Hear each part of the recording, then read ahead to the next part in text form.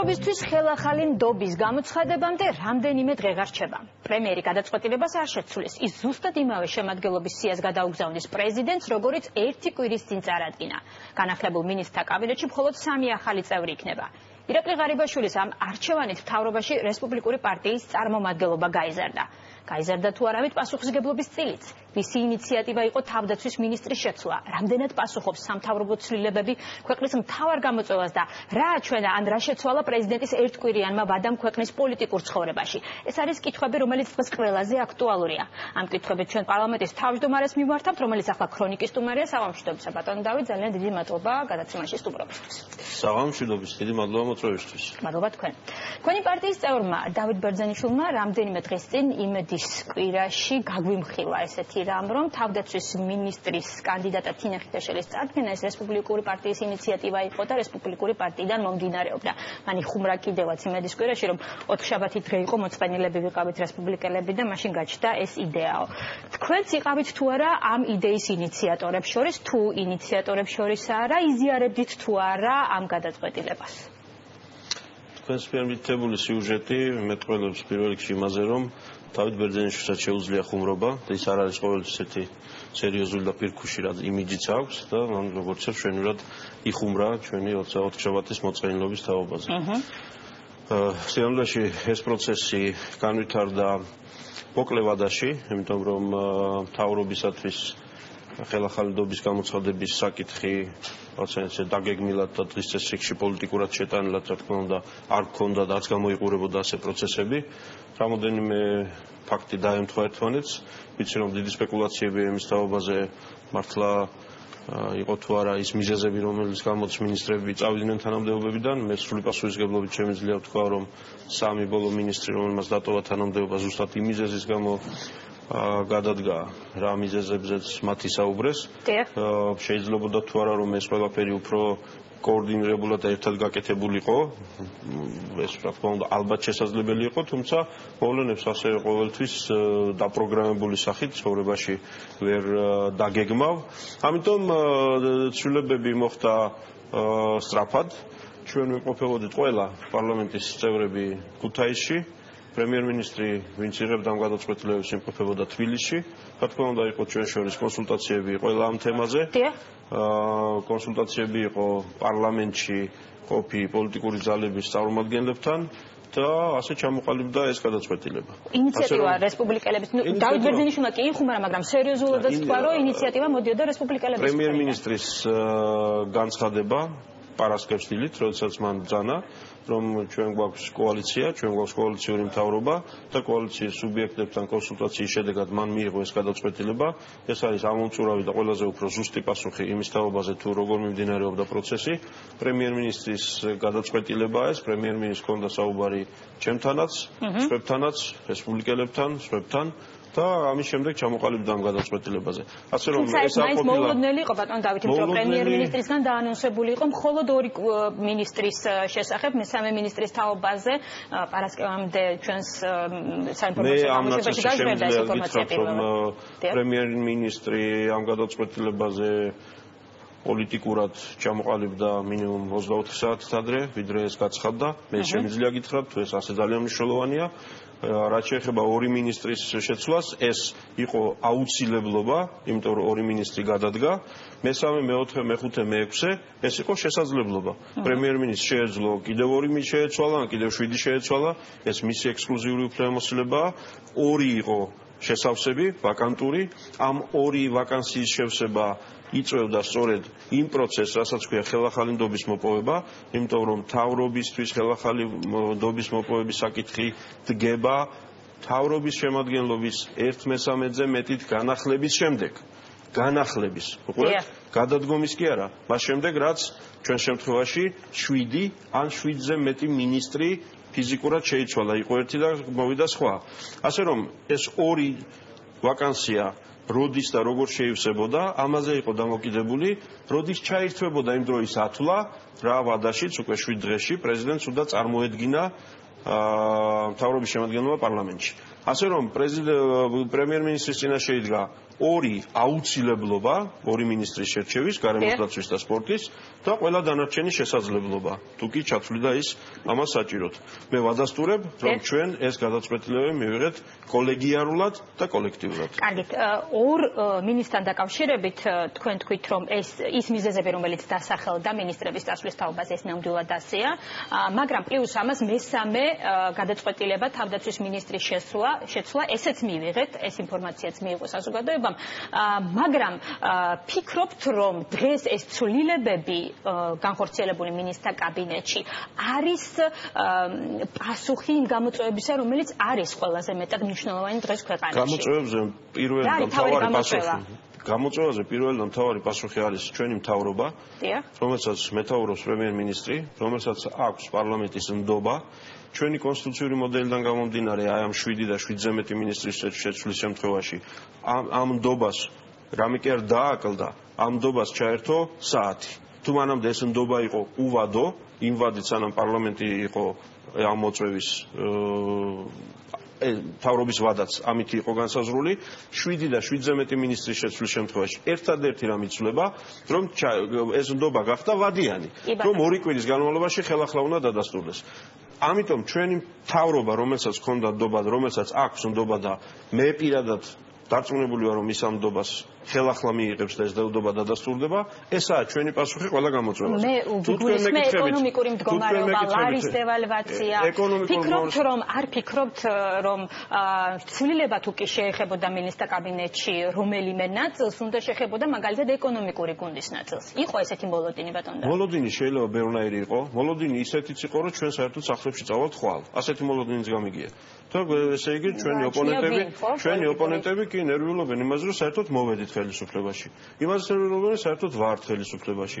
იმაზეც ნერვიულობენ, რომ სწორედ ამ ცვლილებებით სერიოზულად გამოეცალა მათ კრიტიკას საფუძველი უცხოეთში, რაზეც მათ წლები და უზარმაზარი ენერგია დახარჯეს იმის დასამტკიცებლად ვითომ რომ საქართველოს სადღაც სხვაგან მიდის, განსაკუთრებით ალასანიას და მისი გუნდის ოპოზიციაში წასვლის შემდეგ და ახლა მთელი ეს აშენებული ხუხულა დაენგრათ. რა თქმა უნდა, ისინი ნერვიულობენ და თვლიან, რომ ეს არ არის სწორი, ადეკვატური, იმიტომ რომ თავად მძიმე დღეში აღმოჩნდნენ. რა თქმა უნდა, ნერვიულობენ ისინი და გვეუბნებიან, რომ არაადეკვატურია ეს ყველაფერი, ვინც თვლის რომ კოალიცია უნდა დაშლილიყო, ან ზეგ უნდა დაიშალოს, რომ რესპუბლიკელების ადგილი იქ არ არის, ან ფორუმის ადგილი იქ არ არის, ან კონსერვატორის, ან სხვის. ეს ადამიანები ნერვიულობენ, თვლიან, რომ რაღაცები არაადეკვატურია. მაგრამ ჩვენი ამოცანა ამ შემთხვევაში არის ის, რომ გავაგრძელოთ აღებული კურსი დემოკრატიზაციის, ქვეყნის წინსვლის, მათ შორის ეკონომიკური საკითხების მოგვარების, მათ შორის ბიზნესის განვითარების, მათ შორის იმ კრიზისთან გამკლავების, რაც რეგიონშია, სამხედრო, პოლიტიკური და ეკონომიკური კრიზისის პირობებში ცხოვრობთ ჩვენ რეგიონში. ანუ კონკრეტული მინისტრები არ წარმოადგენს ამ პრობლემის სათავეს, თქვენ ესე ფიქრობთ? სათავეს მინისტრები არ წარმოადგენენ. სათავეს წარმოადგენს ის პრობლემები, რომელშიც უხდება ქვეყანას მუშაობა. მინისტრები არიან იმიტომ, რომ ამ პრობლემებს მოაგვარონ, საუკეთესო გზები ნახონ შესაძლებლობიდან გამომდინარე. მე მგონია, რომ სწორედ ამ საუკეთესო გზების ძიებას ახერხებს მთავრობა, როგორც გუნდი. და ეს ძიება გაგრძელდება. კი ბატონო, თქვენ თქვით, რომ მთავრობის განახლებულ შემადგენლობის დამტკიცებას არ ექნება პარლამენტში არანაირი პრობლემა, მაგრამ აქვე მინდა რომ ეს ჩემი აზრია, რომელიც მე მჯერა, მაგრამ მე პარლამენტის სახელით ხალხი ვერ საუბრობ. გასაგებია, რადგან თუ ვივარაუდებთ და დავაკვირდებით რეალობას პარლამენტში არსებული ზალთა განალაგების, ალბათ აქედან გამომდინარე ვარაუდობთ, რომ არ შეექმნება პრობლემა, მაგრამ მოდით თქვენგან უფრო საინტერესო იქნება პროცედურების განმარტება ამ თემასთან დაკავშირებით. ბოლო 1 კვირის განმავლობაში მიმდინარეობს დავა და გაუგებრობა როგორც მედიაში, ასევე კონსტიტუციონალისტებს შორის. ქონდა თუ არა პრემიერ-მინისტრი მის უფლება დაენიშნა მინისტრები, არიან ეს ადამიანები მინისტრები თუ არ არიან, ამავე დროს არიან მინისტრებიც და დეპუტატებიც. პრეზიდენტმა გამოიყენა ერთკვირიანი ვადა, უნდა გამოიყენებინა, არ გამოიყენებინა. ყველა ამ საკითხთან დაკავშირებით გვაინტერესებს თქვენი განმარტება, ბატონ დავით. მე უზომოდ კმაყოფილი ვარ, რომ საზოგადოებაში არის ამხელა ინტერესი კონსტიტუციური საკითხებისად. მე არაერთხელ მithქვამს, მე ჩემი პირველი და ბოლო პროფესიით ვარ კონსტიტუციონალისტი, ახლა მე ჩემი ძირითადი საქმე სახელმწიფო სამართლის სპეციალისტი და მიხარია, რომ ამდენი ადამიანი ასე დაინტერესებულია კონსტიტუციური საკითხებით. რაც არ მიხარია და სასტიკად, ესე იგი, ცუდ ხასიათზე დამაყენა ამ დღეების განმავლობაში, ესაა იმ ადამიანების ზოგიერთის კვალიფიკაცია, რომლებიც თურმე სტუდენტებსაც ასწავლიან სახელმწიფო სამართალს და საზოგადოებას აწვდიან ყოველად არასწორ ინფორმაციას. ამიტომ მიუხედავად იმისა, რომ შესაძლოა ჩავთვალოთ, რომ პარლამენტის თავმჯდომარის პირდაპირ მოვალეობა არ არის პროცედურული საკითხების განმარტება აქ, იმიტომ რომ ეს იქაც მეყოფა პარლამენტის შენობაში, მაგრამ მე მოყვებით მაგ კითხვაზე პასუხის გაცემაში. პირველი. დიახ. ყავს თუ არა მთავრობა? დიახ, ჩვენ ყავს მთავრობა და კიდევ განმარტავ. საქართველოს კონსტიტუცია ამბობს, რომ მთავრობის შემადგენლობის 1/3-ით განახლების. ესე იგი, აი აქ რომ მინისტრი იყო 7, ამ 7 ძველი მინისტრის ადგილზე 7 ახალი მინისტრის დანიშვნის შემთხვევაში. 7 ან მეტი, მოგეხსენებათ. ასეთ შემთხვევაში რა ხდება? ხდება ერთადერთი რამ, რომ აი ეს მთავრობა, ეს ახალი 7, 8, 9-ც, ძველი 11, 12, 13-ც პრემიერ-მინისტრიც, რომელმაც ეს განახორციელა კონსტიტუციით მისთვის მინიჭებული უფლებების პარაგრაფში და მას აქვს უფლება ერთპიროვნად შეცვალოს მინისტრები, მოდიან პარლამენტში და ამ ფაქტიდან 2 კვირის განმავლობაში მათ უნდა დაუდასტურდეთ ნდობა. რატომ? იმიტომ რომ აი ეს 1/3 რომ განახლდა, ასახავს თუ არა პარლამენტის უმრავლესობის განწყობებს ისევ. შესაძლოა აღმოჩნდეს, რომ ეს 1/3 7-8 განახლება კიდევ უფრო მეტად ასახავს პარლამენტში არსებულ განწყობებს და ამ ახალმა შემადგენლობამ შეიძლება გაცილებით მეტი ხმა მიიღოს, ან შეიძლება აღმოჩნდეს, რომ ეს აღარ ასახავს პარლამენტში ძალების უმრავლესობის განწყობებს და მაშინ ვერ მიიღოს ნდობა. ეს საკითხი აქ გასარკვევი პრემიერ-მინისტრს, როდესაც ცვლის მინისტრებს. იმიტომ რომ მან იცის, რომ 7-ს თუ გადაამეტა, პარლამენტში უნდა მოვიდეს მთელ გუნდთან ერთად. ასე რომ, თქონდა პრემიერ-მინისტრი, რაციონალური და გონიერი ადამიანი, რომელიც პარლამენტის ნდობით არის აღჭურვილი ამ პროცესში, ფიქრობს იმაზეც, ეს ასე გააკეთოს თუ სხვაგვარად გააკეთოს.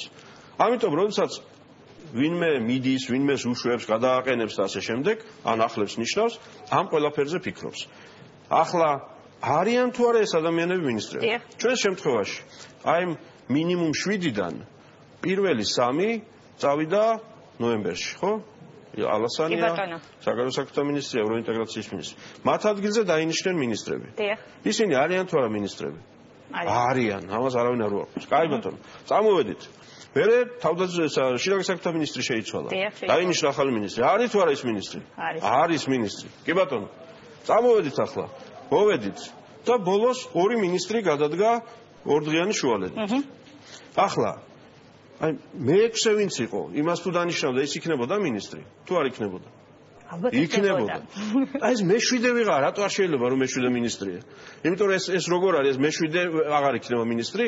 ან მერვე, ან მე-9 და ასე შემდეგ. ეს აბსურდია, რადგან ჩვენ გველაპარაკებიან, რომ თვითონ ესენი მინისტრები არ არიან. და მეცაც გეტყვით, თუ მე-7 მინისტრად არ დაინიშნა, ეს ნიშნავს, რომ 1/3-ით განახლება არ მომხდარა მთავრობის.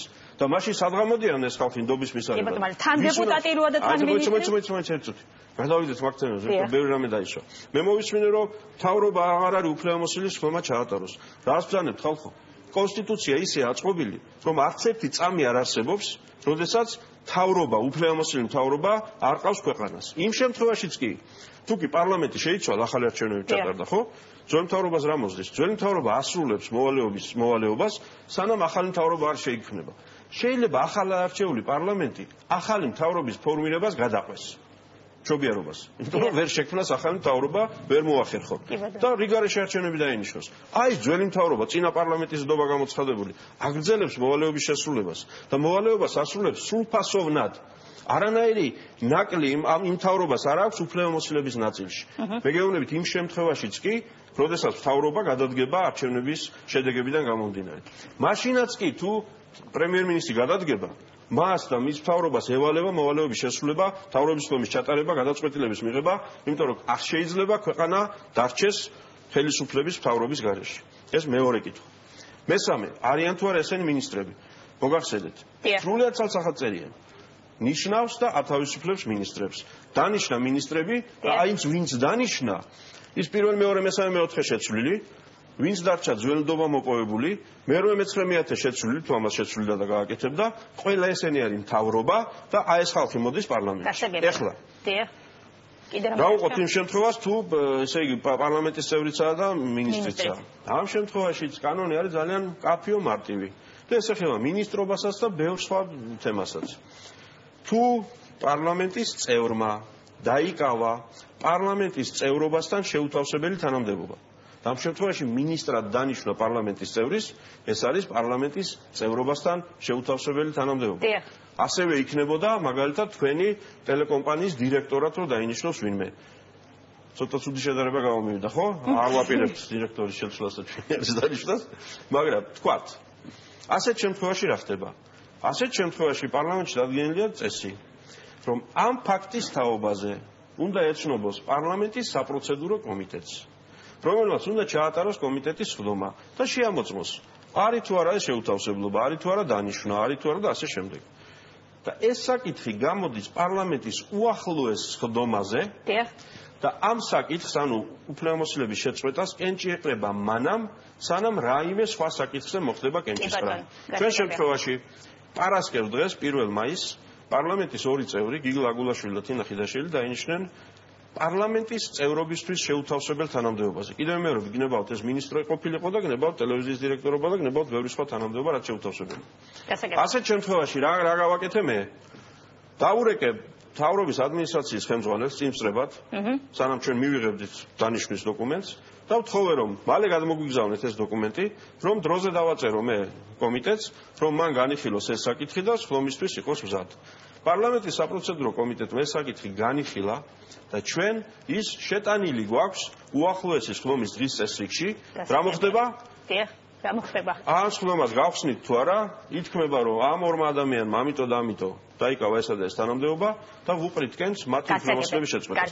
ეს არის კანონით დადგენილი წესი. კი ბატონო, კარგით, მოდით სხვა საკითხებსაც უნდა შევეხოთ, იმიტომ რომ პროცედურები სახალისო თემა არ არის. სულ გამოგვივიდა პროცედურებზე საუბარი.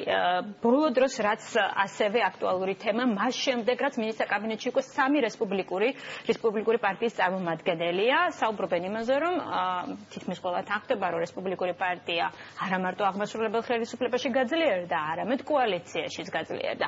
მანინა კოპახიძის კომენტარი მინდა მოვიშველიო, მან ჟურნალისტებთან განაცხადა, რომ კარგია, იმიტომ რომ აქამდე პასუხისგებლობის დიდი წილი, მათ შორის კრიტიკის დიდი წილი ქართულ ოცნებაზე მოდიოდა, ეხლა პასუხისგებლობები უნდა გადანაწილდეს სხვა წევრებზე. იზიარებთ თუ არა ამ მოსაზრებას? რას ნიშნავს პასუხისგებლობის წილის გაზრდა? პოლიტიკური პარტნიორები სწორედ პასუხისგებლობის კუთხით უდგებიან ამ საკითხს, იმიტომ რომ კოალიციაში ყოფნა, რა თქმა უნდა, პირველ რიგში პასუხისგებლობაა.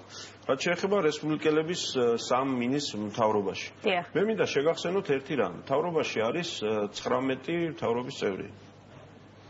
ესე იგი 19 მთავრობის წევრიდან ერთი რესპუბლიკელი. ეს იყო, ასე ვთქვათ, მისაღები და ნორმალური და ასე ვთქვათ, კოალიციაში თუ ხარ არაუშავს შეიძლება და თუ 3 გახდები, ეს რამე პრობლემური საკითხია კოალიციაში. არა, მე კითხოსო, ადამიანებისთვის, რომლებსაც რაღაცა ის მოხდა. დიდი ამბავი, რომ უიმეს როგორ და ასე ბატონებო და ქალბატონებო. როდესაც მთავრობა პირველად შეიქმნა კოალიცია ქართული ოცნების, მაშინ რამდენი მინისტრი იყო რესპუბლიკელი? 1. რამდენი მინისტრი იყო თავისუფალი დემოკრატია? 5. სხვა სუბიექტებს კოალიციის სხვა სუბიექტებს სხვა სუბიექტებს ძალიან მნიშვნელოვანი ფუნქცია და როლი აქვს კოალიციაში და მე დარწმუნებული ვარ, ექნებათ ასე, მაგრამ ბიძინა ივანიშვილს მე არ ამგონია რომ ესე იგი რამე არასერიოზული განცხადება გაეკეთებინა თავიდან. მან სრულიად ღიად და კაფიოდ განაცხადა, როდესაც პოლიტიკაში მობრძანდებოდა, რომ მე მოვდივარ პოლიტიკაში, შევქმნი პოლიტიკურ პარტიას და გავაკეთებ ამას და ამას. და მან განაცხადა, რომ ამ პოლიტიკურ პროცესში მე მთავარ სტრატეგიულ პარტნიორად ვირჩევ რესპუბლიკელებს, თავისუფალ დემოკრატებს. იყო ესას? ყველას ძალიან კარგად გვახსოვს.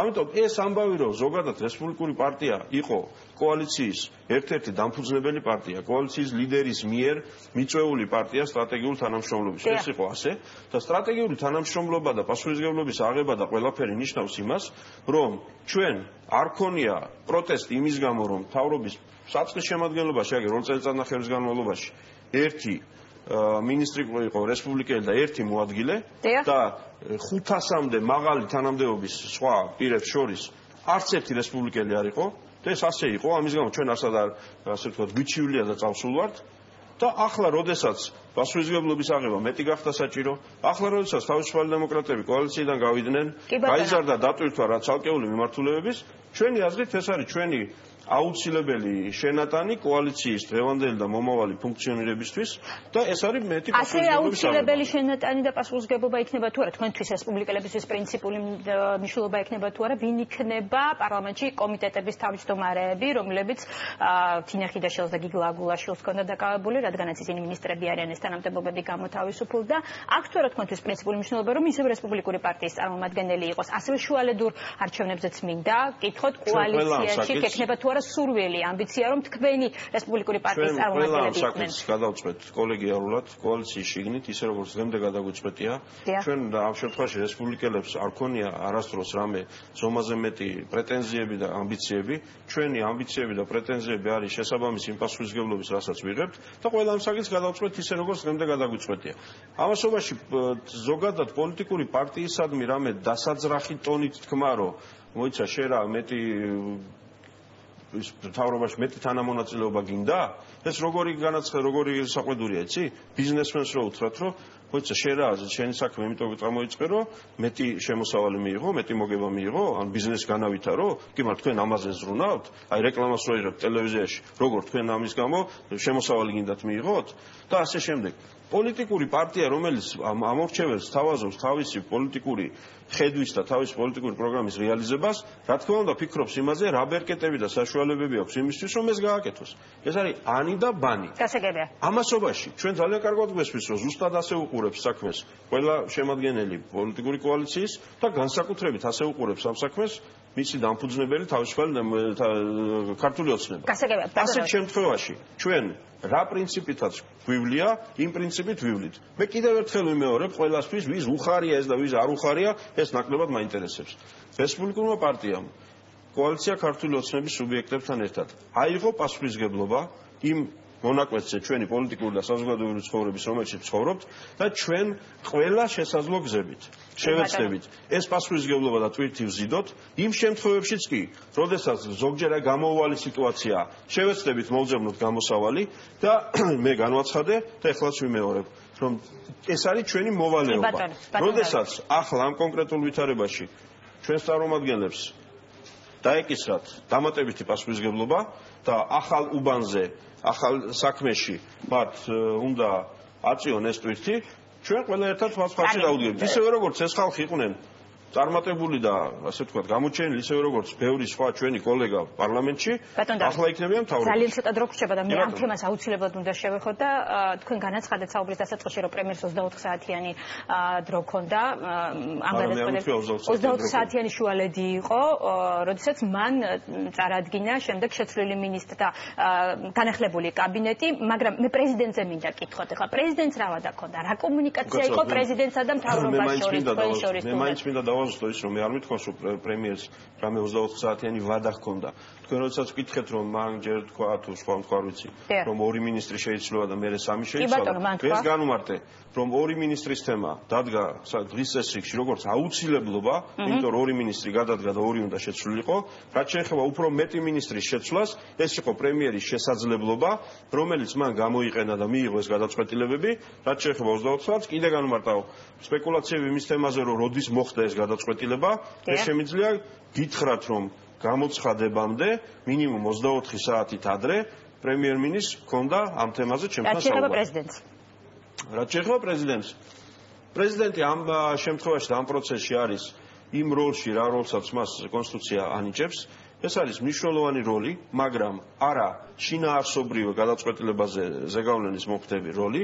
შესაბამისად რა ხდება, როდესაც პრემიერი მიიღებს იმ გადაწყვეტილებებს, რომელიც 1/3-ზე მეტს შეცვლის მთავრობაში, ამის შემდეგ პრეზიდენტის აქტით ეს მთავრობა, ეს პროგრამა გამოიგზავნება პარლამენტში. ამასობაში პროცედურები ჩვენთვის უკვე ცნობილია. რა თქმა უნდა, ჩვენ ეს პროცედურები ყველაფერი გავიარეთ შარშან ზაფხულში. მე საერთოდ ესეც არ მესმის ეს ახალი თემები საიდან წამოვიდა. თორე შარშან ზაფხულში ჩვენ ეს ყველაფერი გავიარეთ. კი ბატონო, მე პროცედურაზე არ გეკითხებით. მე გეკითხებით კონსულტაციებზე, კომუნიკაციებზე პრეზიდენტთან და კომუნიკაციის ფორმაზე პრეზიდენტთან. რა სახის კომუნიკაცია იყო? მან მართლა SMS-ში გზავნილით შეიტყო ამის შესახებ. შესაძლო ფორმის კომუნიკაცია იმ ვითარებაში როდესაც წინა ხელისუფლების ბრძნული გადაწყვეტილებით ჩვენ ვართ ხოლმე ქუთაისში გახიზნულნი და პრეზიდენტი და პრემიერი ბრძანდებიან თბილისში თავიანთ რეზიდენციებში. ჩვენ ვიყავით ქუთაისში და მე პრეზიდენტთან მქონდა ერთადერთი შესაძლო ფორმის კომუნიკაცია, ეს იყო სატელეფონო საუბარი. მე სხვა კომუნიკაცია ვერ მექნებოდა ამის გამო. სხვა შემთხვევებში ზოგჯერ ყოფილა შეხვედრები, ზოგჯერ ყოფილა, არ ვიცი, ღონისძიებაზე ერთად ყოფნა და ასე შემდეგ. ამ შემთხვევაში ეს იყო ერთადერთი შესაძლებლობა და მე მქონდა კომუნიკაცია. თქვენ იცოდით, რომ პრეზიდენტი ამ ერთადერთ უფლებას გამოიყენებდა, რომ აიღებდა 7 დღიან ვადას? ამის შესახებ თუ გქონდა პრეზიდენტს რამე მინიშნება? მე ვიცოდი, რომ კონსტიტუციაში ეს ეწერა. დიახ. და მას შეეძლო ამისი გამოყენება. მე პრეზიდენტს როდესაც ვესაუბრე იმაზეც, რომ ჩვენ ვინაიდან ვამთავრებდით იქ სამუშაო დღეს, სამუშაო კვირას, სასესიო კვირას ეს იყო ხუთშაბათი საღამო, მეორე იყო პარასკევი, როდესაც გადაწყვეტილებების მიღება მოხდა და ასე შემდეგ. მე პრეზიდენტს ვაცნობე, რომ პარლამენტი მზად იყო, თუ კი ეს გადაწყვეტილებები იქნებოდა მიღებული პრემიერის მიერ და პრეზიდენტი ასე თქვა დაუყოვნებლივ გამოაგზავნიდა ამ პაკეტს, რომ პარლამენტი მზად იყო პარასკევს, შაბათს, თუ საჭირო იყო კვირასაც გვემუშავა და გადაწყვეტილებები მიგვეღო ამ თემაზე. მე მას ვაცნობე ჩვენი მზაობა, რომ მან გადაწყვიტა დროის მაქსიმალურად გამოყენება. მან თავად განმარტა და ეს 100-ია, რომ ამ დროის განმავლობაში ის კი არ ხდება, რომ პრეზიდენტი რამე ახალ გადაწყვეტილებას მიიღებს, ან შემადგენლობას შეცვლის, ან გადაიფიქრებს, რომ არ გამოაგზავნოს და ასე შემდეგ. მან ასე ჩათვალა საჭიროდ, მე ვეთანხმები თუ არ ვეთანხმები ამ პოზიციას, ეს ნაკლებად მნიშვნელოვანია.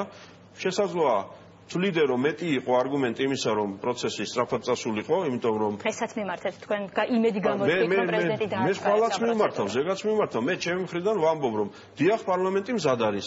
მე ამითი კომუნიკაციას ღიათაც ვაცნობებ და სამუშაო ვითარებაშიც. ჩვენს პარლამენტის და პრეზიდენტის და მთავრობის ადმინისტრაციებს შორის არის მუდმივი კომუნიკაცია.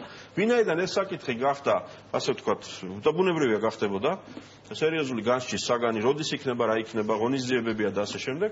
დიახ, მე დღესაც განვაცხადე, რომ პარლამენტი საამისოდ მზადყოფნას გამოთქვამს. ამასობაში უკიდურესი ვადა, ვთქვათ, საკითხის პარლამენტში გამოგზავნის, ესაა პარასკევი. მთავრობა პრემიერ-მინისტრი ბრძანებს, რომ ისინი არ აპირებენ რაიმე ცვლილების შეტანას საკითხში. ეს ყველაფერი პრეზიდენტისთვის ცნობილია და მას რჩება თავისი გადმოსახედიდან გონივრული გადაწყვეტილების მიღება. ეს გონივრული გადაწყვეტილება მისი გადმოსახედიდან შეიძლება გონივრულად ჩანდეს, სხვისგან არ ჩანდეს, ეს უკვე განსჯის საგანია. ძალიან დიდი მადლობა. დავით უსუფაშვილი იყო ჩვენი სტუმარი და ჩვენს კითხვებს პასუხობდა. რეკლამა გვაქვს და რეკლამის შემდეგ ხრის სხვა სიახლეებით დაგიბრუნდებით.